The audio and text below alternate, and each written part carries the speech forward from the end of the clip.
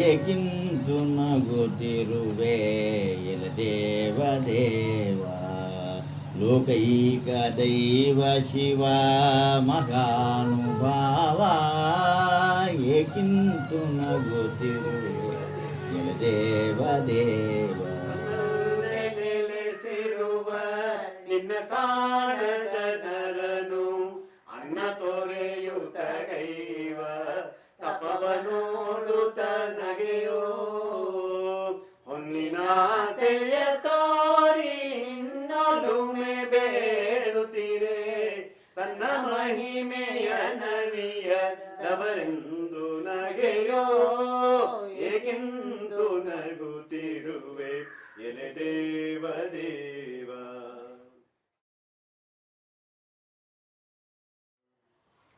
ನಮಸ್ಕಾರ ಬಂಧುಗಳೇ ಮತ್ತು ಮಿತ್ರರೇ, ಇಂದು ನಾವು ನಮ್ಮ ತೀರ್ಥರೂಪರಾದ ಶ್ರೀಮಾನ್ ಕೇಶವಮೂರ್ತಿಯವರ ಜನ್ಮ ಶತಾಬ್ದಿ ಸಮಾರಂಭಕ್ಕೆ ಒಟ್ಟುಗೂಡಿದ್ದೇವೆ.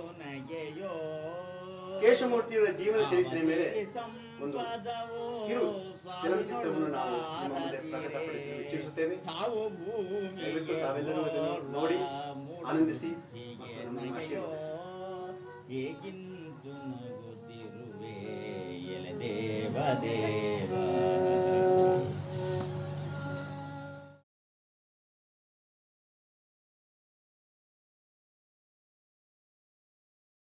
ಬೆಂಗಳೂರಿನಿಂದ ಹಾಸನಕ್ಕೆ ಹೋಗುವ ರಾಷ್ಟ್ರೀಯ ಹೆದ್ದಾರಿಯಲ್ಲಿ ಹಿರಿಸಾವೆ ಎಂಬ ಊರು ದಾಟಿದ ಮೇಲೆ ಬಲಕ್ಕೆ 15 ಕಿಲೋಮೀಟರ್ ದೂರ ಸಾಗಿದರೆ ನುಗ್ಗೇಹಳ್ಳಿ ಎಂಬ ಒಂದು ಹೋಬಳಿ ಗ್ರಾಮವಿದೆ. ನುಗ್ಗೇಹಳ್ಳಿಯ ವೈಶಿಷ್ಟ್ಯವೆಂದರೆ ಅಲ್ಲಿರುವ ತ್ರಿಕುಟಾಚಲ ಮಂದಿರ. ಕೇಶವರು ಇಲ್ಲಿ ಮೂಲದೇವರು. ಅವರ ಎಡಕ್ಕೆ ಶ್ರೀ ಲಕ್ಷ್ಮೀನರಸಿಂಹಸ್ವಾಮಿ ಮತ್ತು ಬಲಕ್ಕೆ ವೇಣುಗೋಪಾಲ ಸ್ವಾಮಿ ವಿಗ್ರಹಗಳು ಸ್ಥಾಪಿತವಾಗಿವೆ. 13ನೇ ಶತಮಾನದಲ್ಲಿ ಹೊಯ್ಸಳ ರಾಜ್ಯಕ್ಕೆ ಸೇರಿದ ಬೊಮ್ಮಣ್ಣ ದಂಡನಾಯಕನು ಈ ಗುಡಿಯನ್ನು ಕಟ್ಟಿಸಿದನಂತೆ. ಗುಡಿಯ ಹೊರಪ್ರಾಂಗಣದಲ್ಲಿ ಆಕರ್ಷಕವಾದ ಹೊಯ್ಸಳ ಶೈಲಿಯ ಶಿಲ್ಪಕೃತಿಗಳು ಇವೆ. 19ನೇ ಶತಮಾನದ ಉತ್ತರಾರ್ಧದಲ್ಲಿ ಮೊದಲ ಗೋತ್ರಕ್ಕೆ ಸೇರಿದ ಶ್ರೀ ಹಟ್ಟಿಮನೆ ರಾಮಯ್ಯಂಗಾರವರ ಕೊನೆಯ ಪುತ್ರ ಶ್ರೀ ಚಲುವಯ್ಯಂಗಾರವರು ತಮ್ಮ ಪತ್ನಿ ಸಿಂಗಾರಮ್ಮನ ಜೊತೆ ನುಗ್ಗೇಹಳ್ಳಿಯಲ್ಲಿ ವಾಸವಾಗಿದ್ದರು. ಈ ದಂಪತಿಗಳಿಗೆ 4 ಮಕ್ಕಳು. ಇವರಲ್ಲಿ ಎರಡನೆಯವರಾದ ರಾಮಸ್ವಾಮಯ್ಯಂಗಾರವರು ನಮ್ಮ ಕಥಾನಾಯಕ ಕೇಶವಮೂರ್ತಿಯವರ ತಂದೆ. ನುಗ್ಗೇಹಳ್ಳಿನಲ್ಲಿ ಹಟ್ಟಿಮನೆ ಅಂತ ಹೆಸರು. ಶ್ರೀ ನುಗ್ಗೇಹಳ್ಳಿ ದೇವಸ್ಥಾನದ ಬಲಭಾಗದ ಮೂಲೆಯಲ್ಲಿ ಇದೆ ನಮ್ಮ ಮನೆ. ಆ ಹಟ್ಟಿ ಮನೆಯಲ್ಲಿ ವಾಸ ಇದ್ವಿ. ಅಲ್ಲಿ ಇದು ಹಸು ಕರುಗಳಿದ್ದರಿಂದ ನಮ್ಮ ಮನೆಯಿಂದ ಆ ಮನೆ ದೇವಸ್ಥಾನಕ್ಕೆ ದಿವಸ ಒಂದು ಸೇರು ಹಾಲು ಹೋಗ್ತಾ ಇತ್ತು. ಅದರಿಂದ ಹಟ್ಟಿ ಮನೆ ಅಂತ ಹೆಸರು ಬಂತು. ರಾಮಸ್ವಾಮಯ್ಯಂಗಾರು ನಮ್ಮ ತಾತ ಅವರು ಅಲ್ಲೇ ಇದ್ದರು, ವಾಸ ಇದ್ದರು. ಅಲ್ಲಿರುವಾಗ ಅವರ ವಿದ್ಯಾಭ್ಯಾಸ, ಅವರ ಚಿಕ್ಕ ವಯಸ್ಸು ಎಲ್ಲ ನಡೆದು ಆಮೇಲೆ ಅವರ ಕೆಲಸಕ್ಕೆ ಸೇರಿಕೊಂಡಾಗ ಮುನ್ಸಿಫ್ ಕೋರ್ಟ್ನಲ್ಲಿ ನಾಜರಾಗಿತ್ತು. ಕೆಲಸ ಆರಂಭ ಮಾಡಿದ್ದು ಶ್ರೀರಂಗಪಟ್ಟಣದಲ್ಲಿ. ನಮ್ಮ ತಾತ ರಾಮಸ್ವಾಮಯ್ಯಂಗಾರು ಅವರು ಶ್ರೀರಂಗಪಟ್ಟಣಕ್ಕೆ ಹೋದಾಗ ಅವರ ಸಾಂಸಾರಿಕ ಜೀವನ ಅಲ್ಲಿ ಆರಂಭವಾಯಿತು. ಅವರ ಪತ್ನಿ ಹೆಸರು ಅಂದರೆ ನಮ್ಮ ಅಜ್ಜಿ ಮಹಾಲಕ್ಷ್ಮ ಅಂತ. ಅವರಿಗೆ ಅಲ್ಲಿ 5 ಜನ ಮಕ್ಕಳಾದರು. ಕೇಶವಮೂರ್ತಿಯವರು ನಮ್ಮ ತಂದೆಯವರ ಕೊನೆಯ ತಮ್ಮ. ನಮ್ಮ ತಂದೆ ಹೆಸರು ನರಸಿಂಹಯ್ಯಂಗಾರ್ ಅಂತ. ಇವರು 4 ಬ್ರದರ್ಸ್ ಇದ್ದರು. ಚಲವಯ್ಯಂಗಾರ್, ನರಸಿಂಹಯ್ಯಂಗಾರ್, ಆಮೇಲೆ ಆನಂದಮ್ಮ ಅಂತ ಸಿಸ್ಟ್ರು ಒಬ್ಬರು, ದೆನ್ ಕೃಷ್ಣಮೂರ್ತಿ ಅಂತ ಒಬ್ಬರು, Keshavamurthy the last brother, whom my father used to love very much. 1917ನೇ ಇಸ್ವಿಯಲ್ಲಿ ಜುಲೈ ಮಾಸದ 31ನೇ ತಾರೀಕು ಶ್ರೀರಂಗಪಟ್ಟಣದಲ್ಲಿ ಶ್ರೀಮಾನ್ ಕೇಶವಮೂರ್ತಿಯವರ ಜನನವಾಯಿತು. 20ನೇ ಶತಮಾನದ ಮೊದಲ ದಶಕದಲ್ಲಿ ಶ್ರೀರಾಮಸ್ವಾಮಯ್ಯಂಗಾರರು ತಮ್ಮ ಪತ್ನಿ ಮಹಾಲಕ್ಷ್ಮಮ್ಮನೊಂದಿಗೆ ಶ್ರೀರಂಗಪಟ್ಟಣದ ಪೂರ್ಣಯ್ಯ ಬೀದಿಯಲ್ಲಿ ನೆಲೆಸಿದರು. ಕೇಶವಮೂರ್ತಿಯವರ ಪ್ರಾಥಮಿಕ ವಿದ್ಯಾಭ್ಯಾಸ ಇಲ್ಲಿರುವ ಸರ್ಕಾರಿ ಶಾಲೆಯಲ್ಲಿ ನೆರವೇರಿತು.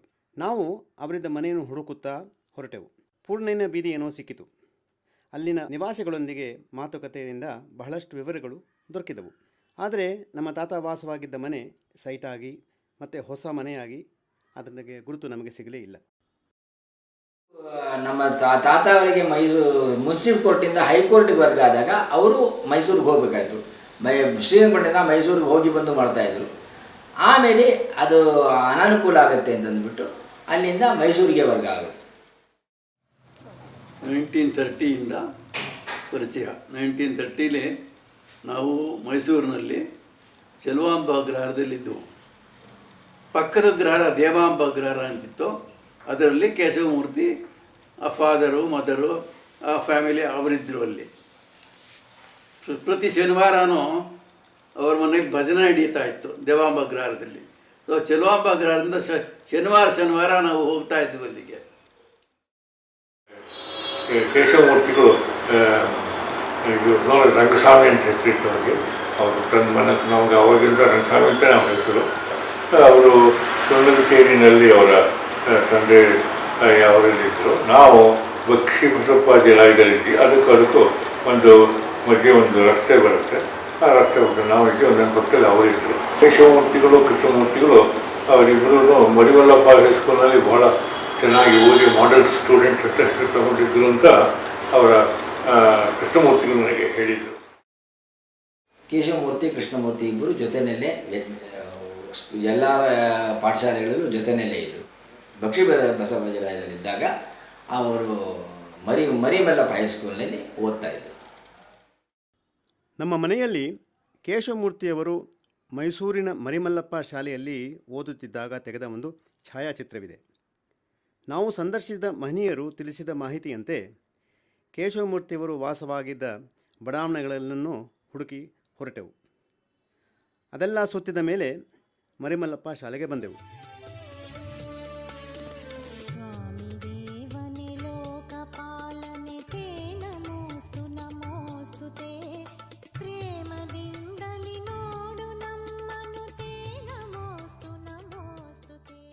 ಈ ಶಾಲೆಯ ಭವ್ಯತೆಯ ಜೊತೆಗೆ ಅಲ್ಲಿನ ಅಧ್ಯಾಪಕರ ನಡವಳಿಕೆ, ಸೌಹಾರ್ದ ಮತ್ತು ಆಡಳಿತ ವರ್ಗದ ಕಾರ್ಯಕೌಶಲ್ಯಗಳು ನಿಜಕ್ಕೂ ಶ್ಲಾಘನೀಯವಾಗಿತ್ತು.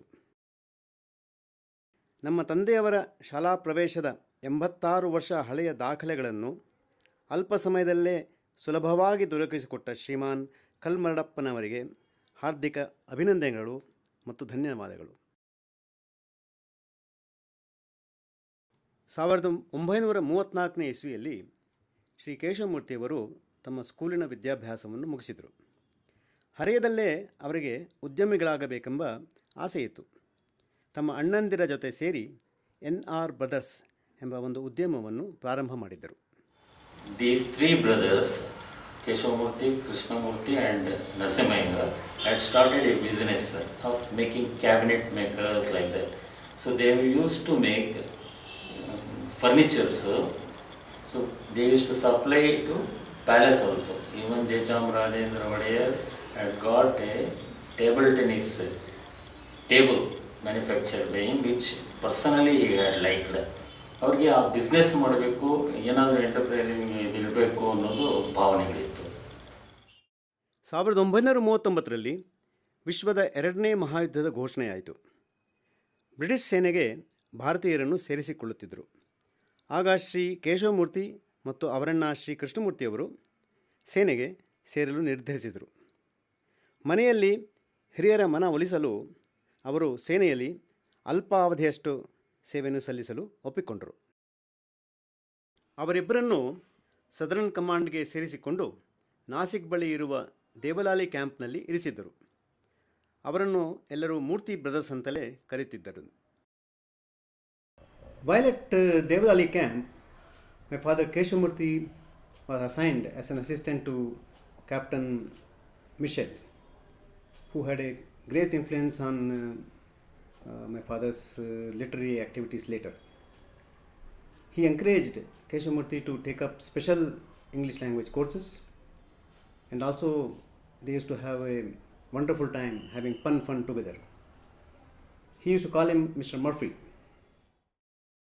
1944ನೇ ಇಸ್ವಿಯಲ್ಲಿ ಮುಂಬೈ ಬಂದರಿನಲ್ಲಿದ್ದ ಒಂದು ಬ್ರಿಟಿಷ್ ಹಡಗಿನಲ್ಲಿ ದೊಡ್ಡ ಸ್ಫೋಟ ಉಂಟಾಯಿತು. ಕೇಶವಮೂರ್ತಿಯವರನ್ನು ಈ ಸಮಯದಲ್ಲಿ ಮುಂಬೈಗೆ ವರ್ಗಾಯಿಸಲಾಗಿತ್ತು. ಅವರು ಭದ್ರತೆ ಮತ್ತು ಪುನರ್ವಸತಿ ಕಾರ್ಯಾಚರಣೆಗಳಲ್ಲಿ ಭಾಗವಹಿಸಿದ್ದರು. ಸೇನೆಯಲ್ಲಿದ್ದಾಗ ಕೇಶವಮೂರ್ತಿಯವರು ಆಗಾಗ ಮೈಸೂರಿಗೆ ರಜೆಯಲ್ಲಿ ಬರುತ್ತಿದ್ದರು. ಈ ಮಧ್ಯೆ ಅವರ ಅಣ್ಣಂದಿರಿಗೆ ಮದುವೆಯಾಗಿ ಮಕ್ಕಳಾಗಿ ಜಂಟಿ ಕುಟುಂಬ ಬೆಳೆಯುತ್ತಿತ್ತು. ರಂಗಾಚಿನ್ನಯ್ಯ ಅಂದರೆ ಮಕ್ಕಳಿಗೆ ಬಹಳ ಅಚ್ಚುಮೆಚ್ಚು. ಓಣಿಯಲ್ಲಿ ನಾನು ಚಿಕ್ಕವನಿಂದ ಮಾವ ಮನೆಗೆ ಬರ್ತಾಯಿದ್ದೆ. ಓಣಿನಲ್ಲಿ ಅವರಿಬ್ಬರು ಬಂದರು, ಶ್ರೀ ಕೇಶವಮೂರ್ತಿ ಅವರು ಅಣ್ಣನು. ಇವ್ರ ತಂದೆ ಸ್ವಲ್ಪ ಯಾವಾಗಲೂ ತಮಾಷೆ ಮಾಡೋರೆ. ಅದಕ್ಕೆ ಏನು ನಾನು ನೋಡಿದ್ಯಾ, ಭಯ ಆಗ್ತಿಲ್ವ ನಿನಗೆ, ಏನು ಹಾಗೇನು ಹೋಗ್ತಿದ್ದೀಯಲ್ಲ ನೀನು ಅಂತಂದರು. ನಾನು ಯಾತಕ್ಕೆ ನೀವು ನೋಡ್ರಿ ನಾವು ಭಯ ಪಟ್ಕೊಳ್ಬೇಕು, ನಂಗೆ ಯಾತಕ್ಕೆ ಭಯ ಆಗಬೇಕು ನನಗೆ ಅಂತಂದರು. ಹಾಗಾ ಅಂತ ಅವ್ರು ಹಾಕ್ತಿರು, ನಾನು ಹೇಳ್ತಂದೆ. 1946ನೇ ಇಸ್ವಿಯಲ್ಲಿ ಕೇಶವಮೂರ್ತಿಯವರು ಬ್ರಿಟಿಷ್ ಸೇನೆಯಿಂದ ನಿವೃತ್ತರಾದರು. ನಂತರ ಅವರು ಭಾರತ್ ಡೈರಿ ಎಂಬ ಒಂದು ಹಾಲು ಉತ್ಪಾದಿಸುವ ಸಂಸ್ಥೆಯಲ್ಲಿ ವ್ಯವಸ್ಥಾಪಕರಾಗಿದ್ದರು. ಇದೇ ಸಮಯದಲ್ಲಿ ಅವರ ತಂದೆ ರಾಮಸ್ವಾಮಯ್ಯಂಗಾರರು ಕಾಲವಶರಾದರು. मधुर मनोहर अतीव सुंदर ये सर्व विद्या की राजधानी राजधानी. ಕೇಶವಮೂರ್ತಿಯವರು 1949ರಲ್ಲಿ ಕಾಶಿ ಹಿಂದೂ ವಿಶ್ವವಿದ್ಯಾಲಯದ ಮೈನಿಂಗ್ ಆ್ಯಂಡ್ ಮೆಟಲರ್ಜಿ ವಿಭಾಗದಲ್ಲಿ ನೌಕರಿಯನ್ನು ಸೇರಿದರು. ಕಾಶಿಗೆ ಬಂದಾಗ ಅವರು ಮೊದಲು ವಿಶ್ವವಿದ್ಯಾಲಯದ ಪ್ರಾಂಗಣದಲ್ಲಿರುವ ಧನರಾಜಗಿರಿ ವಿದ್ಯಾರ್ಥಿ ನಿಲಯದಲ್ಲಿ ವಾಸವಾಗಿದ್ದರು. 1950ರಲ್ಲಿ ಅವರ ತಾಯಿ ಮತ್ತು ಅಕ್ಕ ಕಾಶಿಗೆ ಬಂದರು. ಅವರಿಬ್ಬರೂ ಮನೆ ಕೆಲಸಕ್ಕೆ ಬಾವಿ ನೀರನ್ನೇ ಉಪಯೋಗಿಸುತ್ತಿದ್ದರು. ಅದಕ್ಕಾಗಿ ಕೇಶವಮೂರ್ತಿಯವರು ಬಾವಿ ಇರುವ ನಿವಾಸವನ್ನೇ ಹುಡುಕಿ ಕೊನೆಗೆ ಹನುಮಾನ್ ಘಾಟ್ನಲ್ಲಿರುವ ಪೂರ್ಣಾನಂದ ಮಠದಲ್ಲಿ ತಮ್ಮ ನಿವಾಸವನ್ನು ಸ್ಥಳಾಂತರಿಸಿದರು. 1952ರಲ್ಲಿ ಕೇಶವಮೂರ್ತಿಯವರ ಮದುವೆ ನಂಜನಗೂಡಿನಲ್ಲಿ ನಿವಾಸರಾಗಿದ್ದ ಶ್ರೀಮತಿ ಶ್ರೀರಂಗಮ್ಮ ಮತ್ತು ಶ್ರೀಮಾನ್ ರಂಗಯ್ಯಂಗಾರವರ 3ನೇ ಮಗಳು ಕಮಲಮ್ಮನ ಜೊತೆ ನಿಶ್ಚಯವಾಯಿತು. ಕಮಲಮ್ಮ ಹಿಂದಿ ಭಾಷೆಯಲ್ಲಿ ವಿಶಾರದಾ ಪದವಿಯನ್ನು ಗಳಿಸಿದ್ದರು ಮತ್ತು ಆ ಸಮಯದಲ್ಲಿ ನಂಜನಗೂಡಿನಲ್ಲಿ ಅಧ್ಯಾಪಕಿಯಾಗಿದ್ದರು. ನನ್ನ ಹೆಂಡತಿ ತಾಯಿಯಾದವರಾದ ವಜ್ರಮ್ಮನವರು, ಅವರು ಅದನ್ನು ಗೊತ್ತು ಮಾಡಿಕೊಟ್ರು. ನಮ್ಮ ತಂಗಿ ಕಮಲಿಗೂ ಕೇಶವಮೂರ್ತಿಗೂ ಮದುವೆ ಏರ್ಪಾಡು ಮಾಡಿಕೊಟ್ರು. ಅವರ ಮದುವೆ 24ನೇ ಆಗಸ್ಟ್ 1952ರಲ್ಲಿ ನಡೆಯಿತು. ನನ್ನ ತಂಗಿ ಕಮಲು ಮದುವೆ ಆದಮೇಲೆ ಅವತ್ತಿನ ದಿವಸನೇ ಒಂದು ಹಾಡು ಹೇಳಿದ್ರು. ದೂರ ದೇಶ ಕಾ ರಹನೆ ವಾಲಾ ಆಯಾ ಆಯಾ ಅಂತ ಹೇಳಿದ್ರು. ಹಾಡಿದ್ರು ಅವರು ಅಲ್ಲಿಂದ ಬಂದ್ರಲ್ಲ, ಅವಾಗ ಅದರಿಂದ ಕಸ ಹೇಳಿದ್ರು. दूर देश का रहने वाला आया आया देश पर आए, दूर देश का रहने वाला आया आया देश पर आए. मन से मन की पूछ रहा है, मन से मन की पूछ रहा है, अपना भेद छुपाए. ಮದುವೆ ಆದಮೇಲೆ ನನ್ನ ತಂಗಿ ಕಮಲಿಗೆ ಅವರು ಹೆಸರು ಬದಲಾವಣೆ ಮಾಡಬೇಕಾಯ್ತು. ಯಾಕೆಂದರೆ ಅವರ ವಾರ್ಗಿತಿ ದೊಡ್ಡ ವಾರ್ಗಿತಿ ಹೆಸರು ಕಮಲಮ್ಮ. ಅದರಿಂದ ಇವರು ಅವರ ದೊಡ್ಡವರೆಲ್ಲ ಸೇರಿಕೊಂಡು ಅವ್ರಿಗೆ ಹೆಸರು ಬದಲಾವಣೆ ಮಾಡಿ ರಂಗನಾಥಿ ಮಾಡಿದ್ರು. ಯಾಕೆಂದರೆ ಇವರಿಗೆ ರಂಗಸ್ವಾಮಿ ಅಂತ ಕರೀತಾ ಇದ್ರು, ಅದರಿಂದ ಅವ್ರಿಗೆ ರಂಗನಾಥಿ ಅಂತ ಹೆಸರು ಬದಲಾವಣೆ ಮಾಡಿದ್ರು. ಕೇಶವಮೂರ್ತಿಯವರ ತಾಯಿ 1953ನೇ ಪ್ರಥಮಾರ್ಧದಲ್ಲಿ ಕಾಲವಶರಾದರು. ಆ ಬಳಿಕ ಅವರ ಅಣ್ಣನ ಮಗ ಗೋಪಾಲಕೃಷ್ಣ ಅವರೊಂದಿಗೆ ಸ್ವಲ್ಪ ವರ್ಷ ಇದ್ದರು. ಕೇಶವಮೂರ್ತಿ ಅನ್ನೋರು ನನಗೆ ಬಹಳ ಪ್ರೀತಿಯ ಚಿಕ್ಕಪ್ಪ. ಕಾಶಿಗೆ ಹೋಗಿದ್ದು ಅವರಿಂದಾನೇ. ಮತ್ತು ಇನ್ನು ನಮ್ಮ ಅತ್ತೆ ಒಬ್ಬರಿದ್ದರು, ಸೋದರತ್ತೆ. ಅವರಿಬ್ಬರೇ ಅತ್ತೆ ಒಬ್ಬರೇ ಮನೇಲಿ ಆಗ್ಬಿಡ್ತಾರೆ ಅಂತ ನನ್ನ ಚಿಕ್ಕ ವಯಸ್ಸಿನಲ್ಲಿದ್ದಾಗಲೇ, ಅಂದರೆ ಒಂದು 3 ವರ್ಷ ಇರುವುದು, ಆವಾಗ ನನ್ನ ಕರ್ಕೊಂಡೋಗಿ ಅಲ್ಲೇ ಇದ್ವಿ.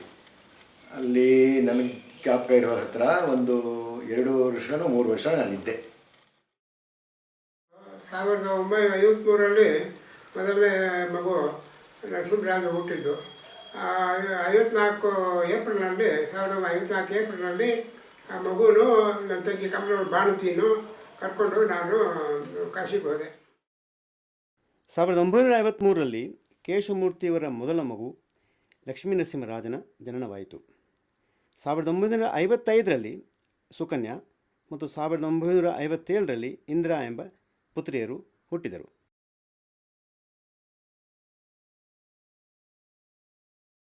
ಕೇಶವಮೂರ್ತಿಯವರು ಕಾಶಿ ಹಿಂದೂ ವಿಶ್ವವಿದ್ಯಾಲಯದ ಆಡಳಿತ ಸಿಬ್ಬಂದಿಯ ಸಂಘದಲ್ಲಿ ಬಹಳ ತತ್ಪರ ಸದಸ್ಯರಾಗಿದ್ದರು. ಅವರು 1955ರಲ್ಲಿ ಸಂಘದ ಪ್ರಧಾನ ಕಾರ್ಯದರ್ಶಿಗಳೂ ಆಗಿದ್ದರು. ಅವರ ಕಾರ್ಯಕಾಲದಲ್ಲಿ ಅಧಿಕಾರ ವರ್ಗ ಮತ್ತು ಸಿಬ್ಬಂದಿಯ ಮಧ್ಯೆ ಬಹಳ ಸೌಹಾರ್ದ ಬೆಳೆದಿತ್ತು. 1960ರಲ್ಲಿ ಅವರ ಅಣ್ಣನ ಮಕ್ಕಳು ನರಸಿಂಹಮೂರ್ತಿ ಮತ್ತು ರಾಮಣ್ಣ ಕಾಶಿಗೆ ವಿದ್ಯಾಭ್ಯಾಸಕ್ಕೆ ಬಂದರು.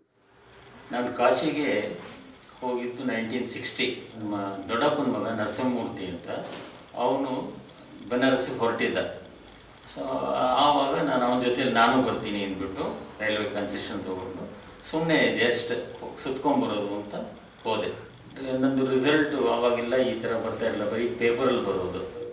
The percentage of marks was very very good. ಅದಕ್ಕೆ ಅವ್ರಿಗೆ ಅಪ್ರಿಷಿಯೇಟ್ ಆಗಿಬಿಟ್ಟು ಇಲ್ಲೇ ಓದು, ಯಾಕೆ ಮುಂದೆ ನೀವು ಇದಕ್ಕೆ ಬ್ಯಾಂಗ್ಳೂರ್ಗೆ ವಾಪಸ್ ಹೋಗಬೇಕು. ಅಲ್ಲಿ ಸೆಂಟ್ರಲ್ ಹಿಂದೂ ಕಾಲೇಜ್ ಕಮಚ್ಚ ಅಂತ ಇದೆ ಒಂದು ಏರಿಯಾ, ಅಲ್ಲಿ ನನಗೆ ಸೇರಿಸಿದ್ರು. ಹಾಗಾಗಿ my life started in Banaras. 1981ವರೆಗೂ ನಾನು ಬನಾರಸಲ್ಲೇ ಇದ್ದೆ. ಆವಾಗ ಅಲ್ಲಿದ್ದಾಗ ಇವ್ರ ಮನೆಯಲ್ಲೇ ಕೇಶವಮೂರ್ತಿ ಚಿಕ್ಕಪ್ಪ ಮನೆಯಲ್ಲೇ ವಾಸವಾಗಿದ್ದೆ. ನಮ್ಮ ಕಸಿನ್ಸ್ ಇದ್ದರು, ಅವ್ರ ಜೊತೆಯಲ್ಲೇ ಆಟ ಪಾಠಗಳು ಮಾಡಿಕೊಂಡು ಮುಂದಕ್ಕೆ ಬಂದೆ.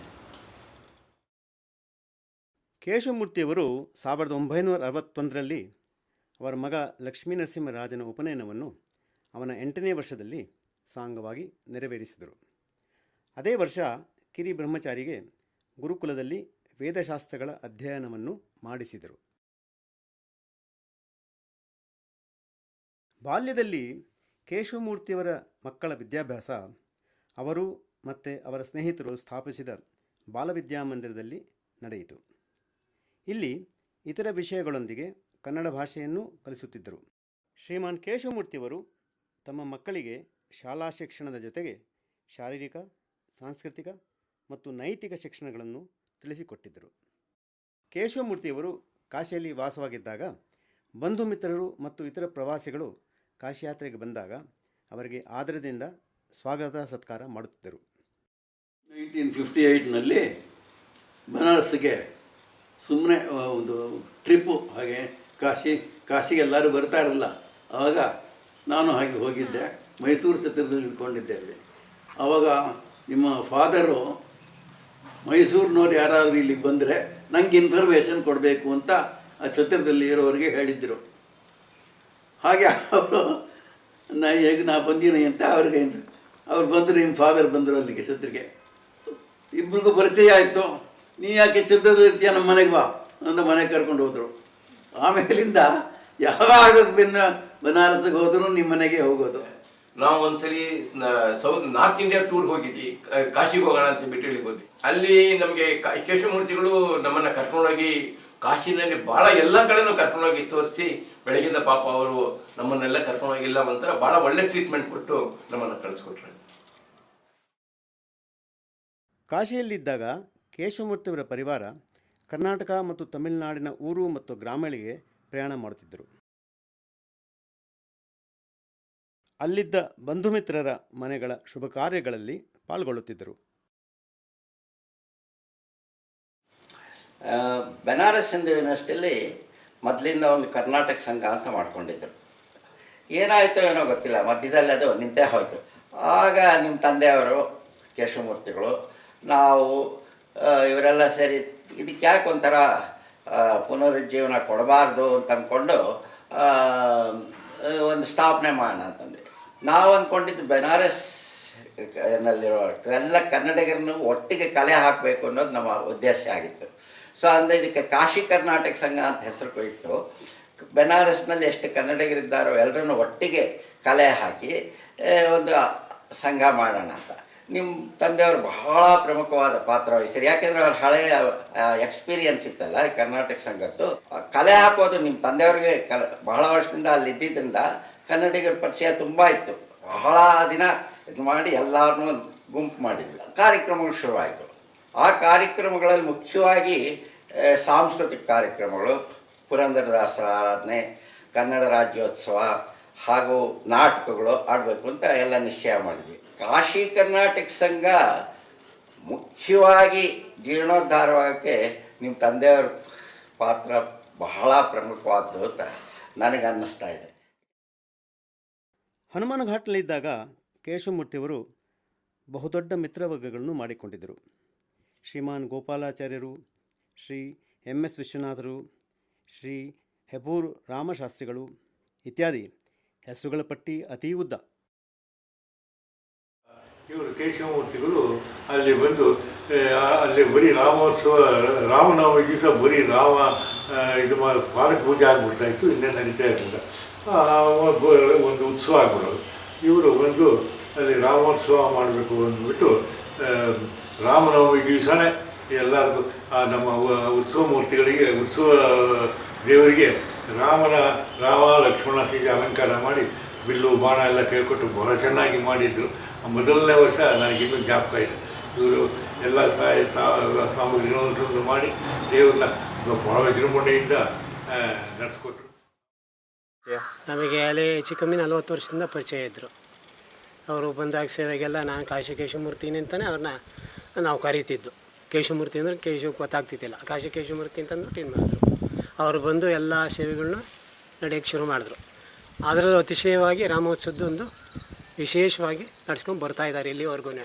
ಅವ್ರ ಮಕ್ಕಳಾದ ನರಸಿಂಹ ಇವರು ಸ್ವಾಮಿಗಳು ಬಂದು ನಡೆಸ್ತಾ ಇದ್ದಾರೆ. 1975 ಮೇಲೆ ಕೇಶವಮೂರ್ತಿಯವರ ಮಕ್ಕಳು ಪದವಿಪೂರ್ಣರಾಗಿ ತಮ್ಮ ಜೀವನದ ಮುಂದಿನ ಹಾದಿ ಹಿಡಿಯಲು ಉಪಕ್ರಮಿಸಿದರು. After my post graduation in 1975, I joined IIT Delhi. Meanwhile, Appa got promoted as assistant registrar at BHU. That's the year my father got promoted, and we all had gone on a North India tour using his LTC, and except my brother, all 4 of us, and my uncle Papu Mama and his family, and with my grandmother. 1976ರಲ್ಲಿ ನಮ್ಮ ತಾಯಿ ಬದ್ರಿ ಯಾತ್ರೆ ಮಾಡಬೇಕು ಅಂತ ಹೇಳಿದ್ರು. ಅದರಿಂದ ಆವಾಗ ಒಂದು ಸಲ ಹೋಗಿದ್ವಿ. ಆವಾಗ ಬದ್ರಿ ಯಾತ್ರೆ ಮಾಡಿಸಿದ್ರು ಕೇಶವಮೂರ್ತಿ ನಮ್ಮನ್ನೆಲ್ಲ ಕರ್ಕೊಂಡೋಗಿ. 1 month long tour which included pilgrimage places plus some of those attractions that we had gone. We covered till Chandigarh, went up till Punjab and came back. In 1977, he retired from BHU service, and we performed his Shashtabdi Purti at the time.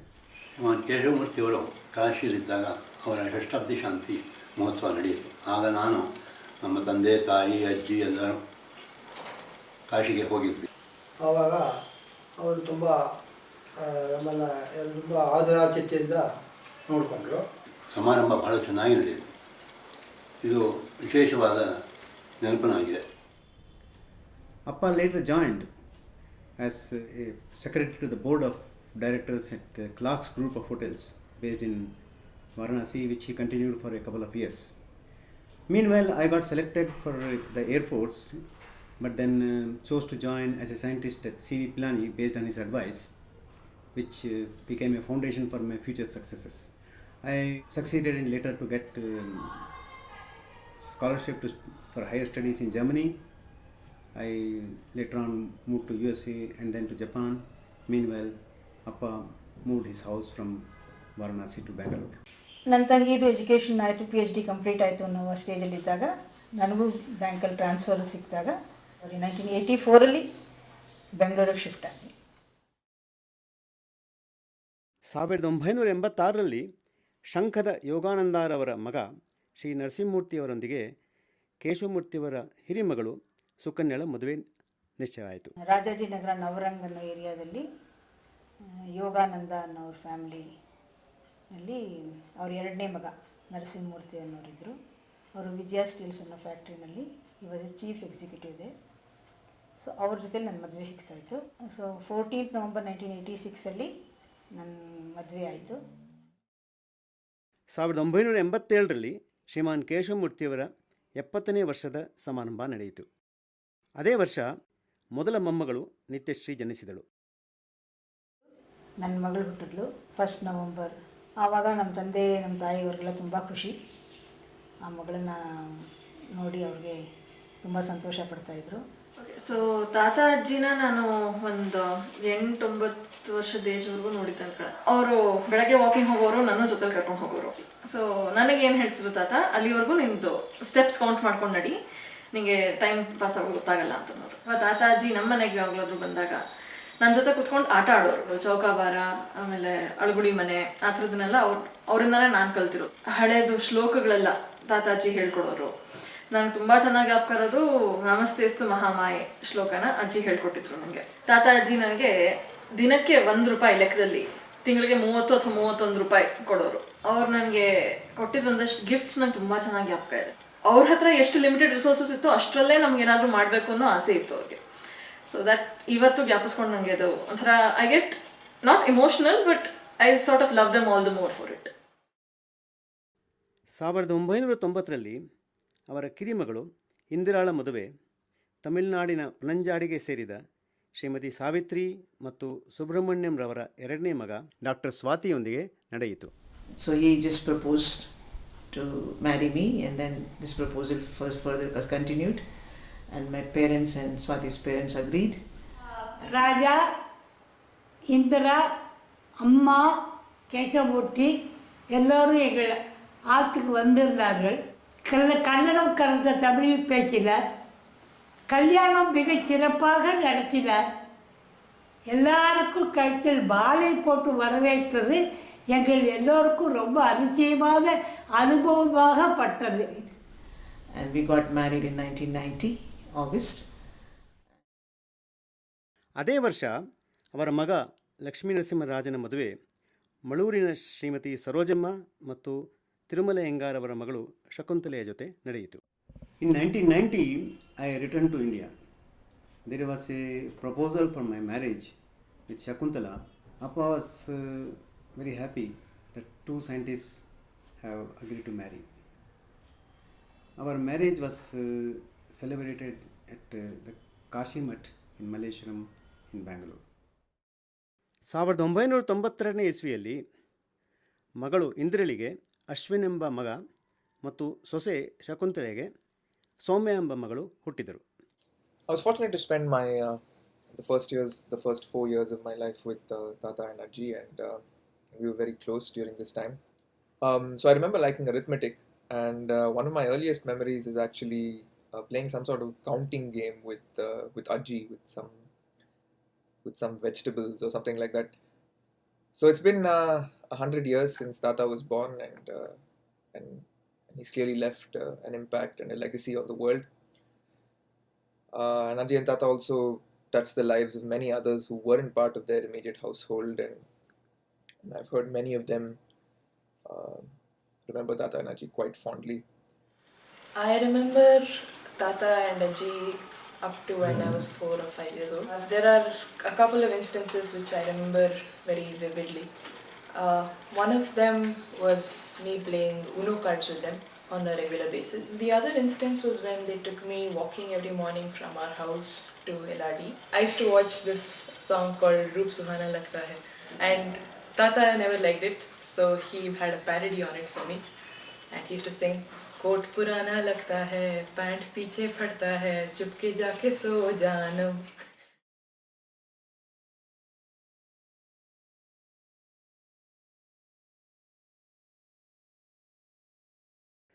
ಸಾವಿರದ 1996ನೇ ಇಸ್ವಿಯಲ್ಲಿ July ಮಾಸ 14ನೇ ತಾರೀಕು ಶ್ರೀಮಾನ್ ಕೇಶವಮೂರ್ತಿಯವರು ಪರಮಪದವನ್ನು ಸೇರಿದರು. ಮರುದಿವಸ ಅಂದರೆ July 15ನೇ ತಾರೀಕು ಸೊಸೆ ಶಕುಂತಲೆ ತನ್ನ ಎರಡನೇ ಮಗಳು ರಮ್ಯಳಿಗೆ ಜನ್ಮವಿತ್ತಳು. ಶ್ರೀಮತಿ ಕಮಲಮ್ಮನವರು ಆಮೇಲೆ ಹೆಚ್ಚು ದಿನ ಬಾಳಲಿಲ್ಲ. ಏಪ್ರಿಲ್ ಮಾಸ 1997ರಲ್ಲಿ ದೇವರ ಪಾದ ಸೇರಿದರು. ಇದಾದ 2 ತಿಂಗಳ ನಂತರ ಅಂದರೆ ಜೂನ್ 1997ರಂದು ಕಮಲಾ ಕೇಶವಮೂರ್ತಿಯವರಿಗೆ 5ನೇ ಮೊಮ್ಮಗು ಜನಿಸಿತು. I just named my daughter Kamala Kasturi after the name from my mother's name, Kamala, which was her maiden name, and Kasturi came out of my father's, one of the names called Kasturi Ranga, which was given by his mother.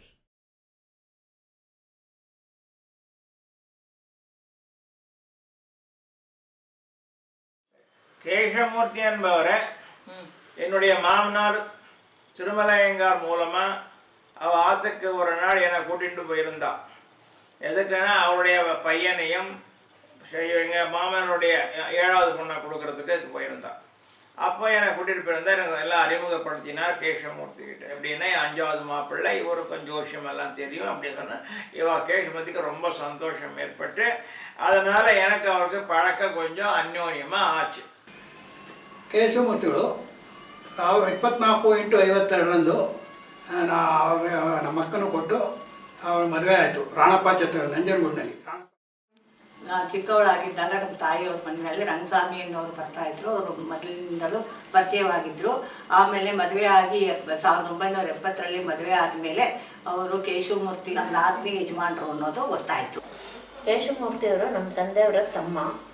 ನಾನು ಹುಟ್ಟಿದಾಗಲಿಂದ ಅವರು ಚೆನ್ನಾಗಿ ಪರಿಚಯ. ನಾನು ಹುಟ್ಟಿದ್ದು 1945ರಲ್ಲಿ ಮಳೂರಿನಲ್ಲಿ ಹುಟ್ಟಿದೆ. ಆಮೇಲೆ ಮೈಸೂರಲ್ಲಿ ನಮ್ಮ ತಂದೆ ತಾಯಿಯವರೆಲ್ಲ ಇದ್ದಿದ್ದರಿಂದ ಅಲ್ಲೇ ಇದ್ವಿ. ನಾವೆಲ್ಲ ಜೊತೆ ಒಂದೇ ಫ್ಯಾಮ್ಲಿನಲ್ಲಿದ್ವಿ.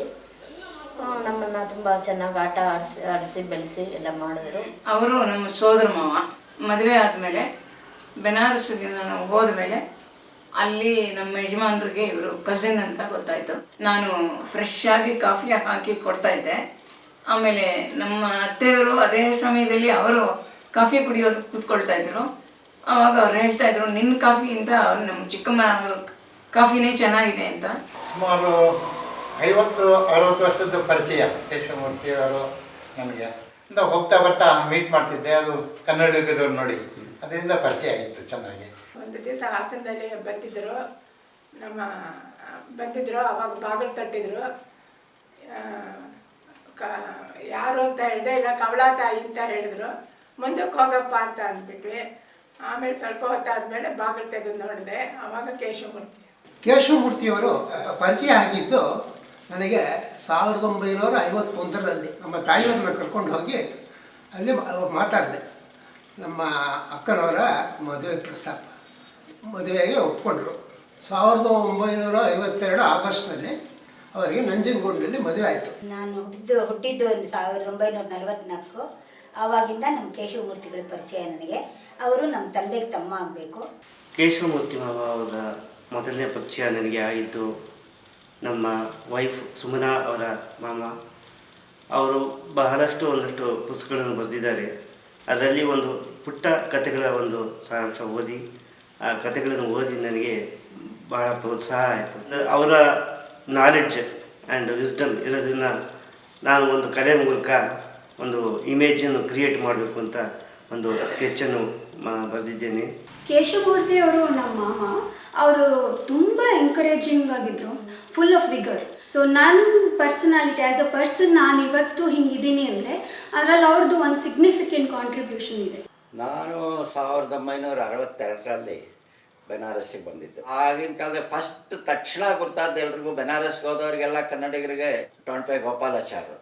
ಟೊಣಪೆ ಗೋಪಾಲಾಚಾರ್ಯ ಮೂಲಕ ಹೀಗೆ ಕೇಶವಮೂರ್ತಿಗಳು ಅಂತಿದ್ದಾರೆ, ಪೂರ್ಣಾನಂದ ಮಠದಲ್ಲಿ ವಾಸವಾಗಿದ್ದಾರೆ ಅಂತ ಪರಿಚಯ ಮಾಡಿಕೊಟ್ರು. ಆ ರೀತಿ ಅದೇ ಸಂಪರ್ಕ ಬೆಳೀತಾ ಹೋಯಿತು ನಿಮ್ಮ ತಂದೆಯವ್ರ ಜೊತೆಗೆ. ಅವ್ರು ಬನಾರಸ್ ಬಿಡೋಕ್ಕೆ ಮುಂಚೆ 3 ಸೀರೆ ತೊಗೊಂಡಿದ್ರು. ನನ್ನ ಮದುವೆಯಲ್ಲಿ ಅದನ್ನ ಕೊಟ್ಟಿದ್ರು 1990ಯಲ್ಲಿ. ನಾನು ಅದು ರಿಸೆಪ್ಷನಲ್ಲಿ ಹುಟ್ಟಿದ್ದೆ. ಈಗ ಕೂಡ ಅದೇ ಸೀರೆನ ಅವ್ರ ಜ್ಞಾಪಕಾರ್ಥವಾಗಿ ಉಟ್ಕೊಂಡಿದ್ದೀನಿ. 77ನೇ 78ನೇ ಇಸ್ವಿ ಸಮಯದಲ್ಲಿ ಅವರ ಒಂದು 60ನೇ ವರ್ಷದ ಶಾಂತಿಗೆ ನಮ್ಮ ಇಡೀ ಕುಟುಂಬದ ಎಲ್ಲ ಅಪ್ಪ ಅಮ್ಮ ನನ್ನ ಅಣ್ಣ ಅಕ್ಕ ಎಲ್ಲರೂ ಒಟ್ಟಿಗೆ ಹೋಗಿದ್ವು.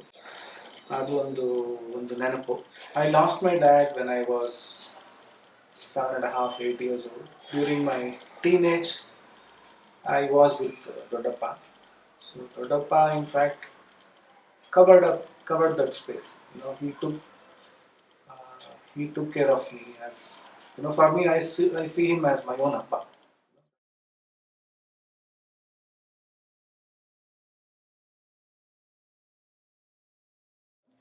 ಒಂದಿನ ನಮ್ಮ ಹಳೆ ಪೆಟ್ಟಿಗೆ ಎಲ್ಲ ಹುಡುಕ್ತಾ ಇದ್ದಾಗ ಅವ್ರು ಇಟ್ಕೊಂಡಿದ್ದಾಗ ನಮಗೆ ಅವರು ಬರೆದಿದ್ದ ಕವನಗಳು ನಾಟಕಗಳೆಲ್ಲ ಸಿಕ್ತು.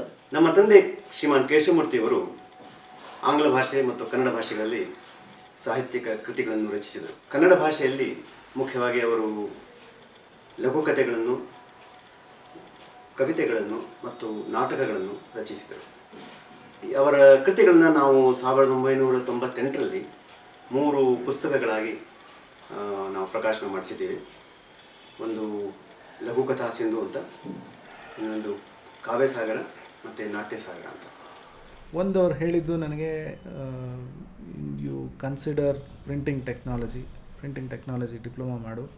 ಸೊ ಆವಾಗ ನನಗೆ ಅವರು ತುಂಬಾ ಜ್ಞಾಪಕ ಬಂದರು. ಅದೊಂಥರ ಏನು ಹೇಳೋದು, ಗುರುದಕ್ಷಿಣೆ ಕೊಟ್ಟು ಹಾಕ್ಲೆಕ್ಕ. ಯಲಹಂಕ SFS 407 ಮನೆಯಲ್ಲಿ ರಿಲೀಸ್ ಮಾಡಿದ್ರು. ಆ ಪುಸ್ತಕ ಮಾಡೋದಕ್ಕೆ ಸುಮಾರು ಜನ ಸಹಾಯ ಮಾಡಿದ್ರು. ನನ್ನ ಕಸಿನ್ನು HS ಜೈರಬು ಎಲ್ಲ ಪ್ರೂಫಿಂಗಲ್ಲೆಲ್ಲ ಹೆಲ್ಪ್ ಮಾಡಿದ್ರು. ತುಂಬ ಚೆನ್ನಾಗಿ ಮೂಡಿ ಬಂತು ಆ ಪುಸ್ತಕ. ಕವಿತೆಗಳ ಸಂಗ್ರಹ ಕಾವ್ಯಸಾಗರ, ಅದರಲ್ಲಿ ವಿಧ ವಿಧವಾದ ಕವಿತೆಗಳುಂಟು. ಅದಕ್ಕೆ ಸರಿಯಾಗಿ ಬೇರೆ ಬೇರೆ ಸ್ಫೂರ್ತಿಗಳು ಉಂಟು. ಪ್ರೇಮ ಮತ್ತು ವಿರಹಗಳ ಸನ್ನಿವೇಶಗಳನ್ನು ಅದಕ್ಕೆ ಸ್ಫೂರ್ತಿ ಕೊಟ್ಟಿದ್ದು ನಮ್ಮ ತಾಯಿ. ಒಂದು ಸಾರಿ ಒಂದು ಮುಗುಳ್ನಗೆ ಸೂಸುತ್ತಿರುವ ಶಿವನ ಚಿತ್ರವೇ ಏಕೆಂದು ನಗುತ್ತಿರುವೆ ಎಲೆ ದೇವ ದೇವ ಎಂಬ ಒಂದು ಕವಿತೆಗೆ ಸ್ಫೂರ್ತಿಯಾಯಿತು. ಅವರು ಬರೆದ ನಾಟಕಗಳಲ್ಲಿ ನನಗೆ ಮುಖ್ಯವಾಗಿ ತಿಳಿದಿದ್ದು ನಿಷ್ಕಾಮ ಪ್ರೇಮ ಎಂಬ ಒಂದು ನಾಟಕ. ಅದರಲ್ಲಿ ಮಹಾಭಾರತವನ್ನು, ಅದರ ಸನ್ನಿವೇಶಗಳನ್ನು ಹಿಡಿಂಬೆ ಎಂಬ ಪಾತ್ರದವರು ತಮ್ಮ ಕಣ್ಣುಗಳಿಂದ, ತಮ್ಮ ಪರಿವೇಶದಿಂದ ಅದನ್ನು ಅರ್ಥ ಮಾಡಿಕೊಂಡು ಅದನ್ನು ಹೇಗೆ ಬಣ್ಣಿಸುತ್ತಾರೋ ಅದನ್ನು ಅವರು ನಿಷ್ಕಾಮ ಪ್ರೇಮದಲ್ಲಿ ಬರೆದಿದ್ದಾರೆ. ಅದೇ ಥರ ದೇಕಬ್ಬೆ ಎಂಬ ನಾಟಕ, ಅದು ಐತಿಹಾಸಿಕ ನಾಟಕ. ಆ ದೇಕಬ್ಬೆ ಎಂಬ ನಾಟಕವನ್ನು ಬರೆಯೋಕ್ಕೆ ಮುಂಚೆ ಅವರು ಕರ್ನಾಟಕ ಆರ್ಕಿಯಾಲಜಿ ಡಿಪಾರ್ಟ್ಮೆಂಟಿಂದ ದಾಖಲೆಗಳನ್ನು ತರಿಸಿ ಸಂಶೋಧನೆಗಳನ್ನು ಮಾಡಿ ಅದಾದ ಮತ್ತೆ ಆ ನಾಟಕವನ್ನು ಬರೆದರು. ಅವರು ಅದನ್ನು ಬರೆಯುವಾಗ ಅದು ಬರೀ ಫಿಕ್ಷನ್ ಆಗಿರಲಿಲ್ಲ, ಅದಕ್ಕೆ ಐತಿಹಾಸಿಕ ಪುರಾವೆಗಳನ್ನು ಅವರು ಸಂಗ್ರಹಿಸಿದರು. To me, the most striking characteristic of my father-in-law, Mr. Keshavamurthy, was his love of reading. No one I know comes anywhere close to his voracious appetite for reading. His favorite books were Emma by Jane Austen and Jane Eyre by Charlotte Bronte. Classics were his closest friends, from the plays of Shakespeare to the novels of Dickens to the works of 20th century masters like Bernard Shaw and R.K. Narayan.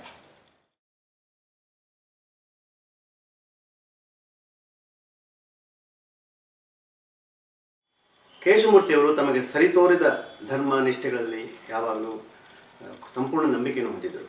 ಅವರು ಬಹಳ ಶಿಸ್ತಿನ ವ್ಯಕ್ತಿ, ತುಂಬ ಸ್ನೇಹಜೀವಿ, ಎಲ್ಲರ ಹತ್ರನೂ ಚೆನ್ನಾಗಿ ಬೆರೀತಾ ಇದ್ರು. ಅವರಿಗೆ ದೇವರಂದರೆ ಬಹಳ ಭಕ್ತಿ. ಗಾಡ್ ಕ್ರಿಯೇಟೆಡ್ ದ ಮ್ಯಾನ್ ಅಂತಂದರೆ ನನ್ನ ವಿಚಾರದಲ್ಲಿ ಮ್ಯಾನ್ ಕ್ರಿಯೇಟೆಡ್ ಗಾಡ್ ಅಂತ ನನ್ನ ಭಾವನೆ. ಕೊನೆಗೆ ಒಂದು ದಿವಸ ಒಂದು ತುಂಬ ಒಳ್ಳೆ ಲಾಜಿಕ್ ನಂಗೆ ಕೊಟ್ಟರು. ದೇವರು ಇಲ್ಲ ಅಂತಂದರೆ ನನಗೂ ಲಾಸ್ ಇಲ್ಲ, ನಿನಗೂ ಲಾಸ್ ಇಲ್ಲ. ಆದರೆ ದೇವಿದೆ ಅಂದರೆ ನಾನು ನಂಬ್ತೀನಿ, ನನಗೆ ಲಾಭ, ನಿನಗೆ ಲಾಸು ಅಂತ.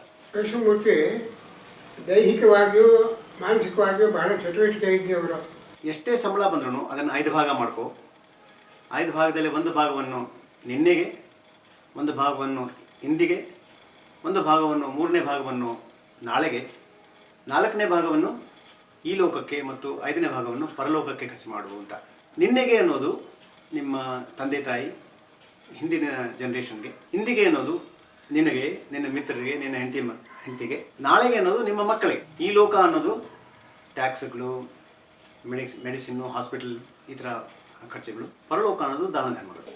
ನಮ್ಮ ತಂದೆ ನಮ್ಮಗಳ ವಿಷಯ, ಅವರು ಹುಡುಗಿರ ಎಜುಕೇಷನ್ ಬಗ್ಗೆ, ಅವ್ರ ಮುಂದೆ ಅವ್ರ ಕೆಲಸ ಮಾಡೋದ್ರ ಬಗ್ಗೆನೋ ಅಲ್ಲ ಅವ್ರದ್ದೇ ಫ್ಯೂಚರ್ ಇರಬೇಕು ಅನ್ನೋದ್ರ ಬಗ್ಗೆ ಅವ್ರಿಗೆ ಒಂದು ತುಂಬ ಕ್ಲಿಯರ್ ಪಿಕ್ಚರ್ ಇತ್ತು ಅನಿಸುತ್ತೆ. ಭಾಳ helpful nature.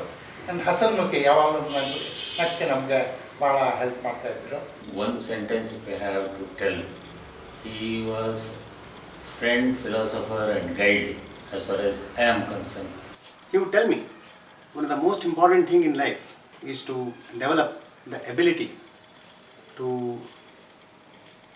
have a perspective of others by standing into their shoe.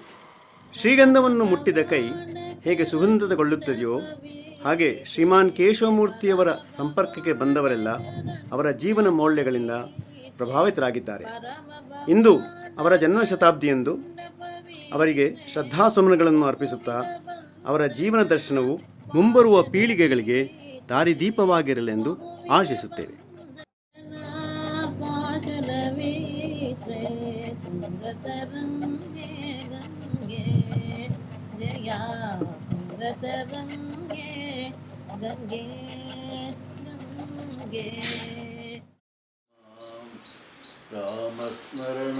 रामस्मरणाधन्योपायं नहि पश्यामं भवतरणे राम हरे कृष्ण हरे तव नाम वदामि सदा नृहरे केशव माधव हरे मुकुंद श्रीनाथ नारायण वासुदेव केशव माधव हरे मुकुंद केशव माधव हरे Mukunda Srinatha Narayana Vasudeva coffee coffee coffee coffee coffee ಜಲಂ ವೆಯ್ಯಡಿ ಕರಪು ಪೆಣ್ಣೆ ಕಣ್ಮಣಿಗೆ ಕಾಫಿ ಜಲಂ ವೆಯ್ಯಡಿ ನೀಲ ಪೆಣ್ಣೆ ನೀಲಮಣಿ ನೇರ ಬಂದು ನಿಲ್ಲಡಿ ಪಚ್ಚ ಪೆಣ್ಣೆ ಪಾವ ಅರೈ ಪಾದ ಎಲ್ಲ ಚೇರಡಿ